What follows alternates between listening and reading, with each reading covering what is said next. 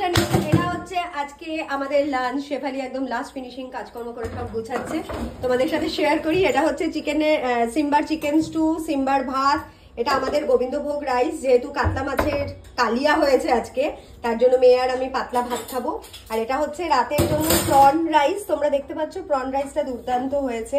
গোবিন্দভোগ চাল দেওয়া হয়েছে, বিনস, গাজর আর বেবিকর্ন একদম ছোট্ট ছোট্ট কুচি কুচি করে কাটা হয়েছে। শেফালি আওয়াজ কম করো, ভিডিওতে চলে আসছে।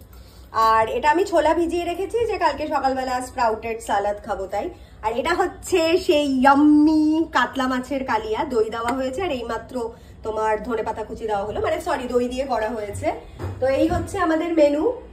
অ্যান্ড আই হোপ কে তোমরা সবাই আজকে হয়তো ম্যাক্সিমাম লোকজনই ইলিশ মাছের ঝাল বা ঝোল, সর্ষে ইলিশ, খিচুড়ি এগুলো খাচ্ছ।